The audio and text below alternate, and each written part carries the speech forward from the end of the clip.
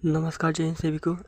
जितने मेरे भाई लोग ग्रुप डी की तैयारी कर रहे हैं, तो आज मेरा मैंने 90 दिन का टारगेट बनाया है। आज मेरा 90 दिन का दूसरा दिन है, ठीक है। कल मेरा पहला दिन था। कल मैं आशा करता हूँ आप लोग अच्छे से किए होंगे सब कुछ जो मैंने टारगेट दिया था। तो आज मेरा दूसरा दिन। तो दूसरे दिन आज हम लोग को क्या करना है, देखिए। सबसे पहले तो हमें ये देखिए, मैथ में हमें सबसे पहले कैलकुलेशन 20 मिनट करना है, ठीक है। 1 से 5 तक वर्ग और घन को याद करना है, ठीक है। और 20 मिनट तक, उसके बाद गुणा भाग और ये जोड़ घटाना 10 मिनट तक हम लोग को 10 क्वेश्चन करना है। ये कैलकुलेशन में हो गया, ठीक है। और उसके बाद मैथ में हम लोग को क्या आज पढ़ना है। कल हमने मैथ में पढ़ा था संख्या पद्धति में, जैसे हमने पढ़ा था संख्या क्या होती है, प्राकृतिक संख्या, वास्तविक संख्या क्या होती है, यूनिट, डिजिट, स्थानीय मान, जातीय मान, ये पढ़ा था। और आज हम लोग पढ़ेंगे इकाई का अंक। इकाई का अंक कैसे ज्ञात करते हैं, अब फैक्टोरियल में इकाई का अंक कैसे ज्ञात करते हैं, जीरो की संख्या कैसे ज्ञात करते हैं, ये आज हम लोग पढ़ेंगे, ठीक है। ये हमारा लगभग 2 घंटे आज मैथ चलेगा। उसके बाद हम लोग रीजनिंग में कल वेन डायग्राम पढ़े थे। तो सबसे पहले आज वेन डायग्राम का एक प्रैक्टिस सेट हम लोग को लगाना है। उसके बाद कोडिंग डिकोडिंग की थ्योरी को केवल आज पढ़ना है, ठीक है। कल हम लोग कोडिंग डिकोडिंग की थ्योरी की प्रैक्टिस सेट लगाएंगे। कोडिंग डिकोडिंग की थ्योरी मतलब ये होता है, जैसे ए किस स्थान पे आता है, ए का अपोजिट क्या है, बी का अपोजिट क्या है, ये सब आज हम लोग को पढ़ना है, ठीक है।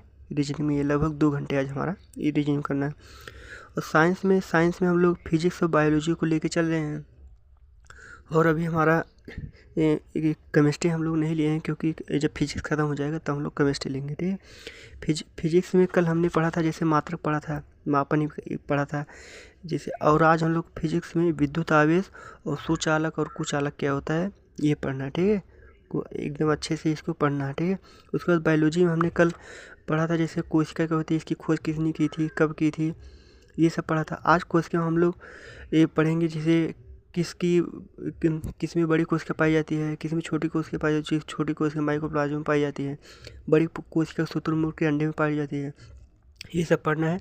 और प्रोकैरियोटिक कोशिका और यूकैरियोटिक कोशिका आज ये दोनों ख़त्म करना है, ठीक है। ये हमारा हो गया साइंस का। और जीएस में भूगोल में कल हमने पढ़ा था कर्क रेखा, और आज हम लोग को पढ़ना है भारतीय मानक समय रेखा और तटीय राज्य, मतलब उसके जो जैसे गोवा हो गया, कर्नाटक हो गया, ये सब तटीय राज्य पढ़ना है, ठीक है। और उसके बाद इतिहास में आज कल हमने पढ़ा था प्रागैतिहासिक काल पढ़ा था, जैसे नव पाषाण काल, मध्य पाषाण काल, ये सब पढ़ा था। आज हम लोग पढ़ेंगे इतिहास में सिंधु घाटी सभ्यता, आद्य ऐतिहासिक काल में सिंधु घाटी सभ्यता, जैसे हड़प्पा सभ्यता कहाँ, मोहनजोदड़ो कहाँ है, ये सब पढ़ेंगे, ठीक है। उसके बाद संविधान में कल हमने संविधान सभा पढ़ा था, मतलब कि ये सबसे पहले मांग किसने की थी, क्या हुआ था, ये सब पढ़ा था। आज हम लोग संविधान निर्माण पढ़ेंगे। संविधान का निर्माण कब से, पहली बैठक कब हुई थी, कब से शुरू हुआ था, ये सब आज पढ़ेंगे, ठीक है। ये सब पढ़ना आप लोग को। ये तो हमारा हो गया पूरा, ये ग्रुप डी का सिलेबस हो गया। और ग्रुप डी में तो हिंदी पूछा नहीं जाता है, लेकिन हिंदी को भी साथ लेके चलना है, क्योंकि और भी एग्ज़ाम है। तो हिंदी में आज हम लोग वर्णमाला केवल 1 घंटे के लिए पढ़ेंगे, ठीक है।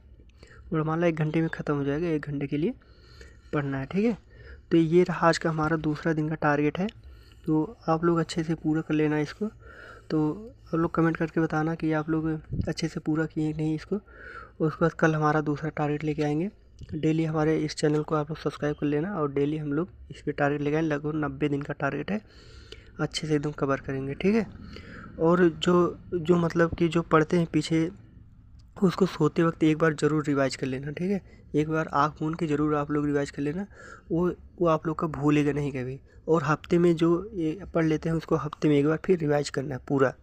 शनिवार को रिवाइज करना है, और इतवार को हम लोग को, संडे को एक मॉक टेस्ट लगाना है, ठीक है। तो इससे हम लोग का अच्छे से कवर हो जाएगा।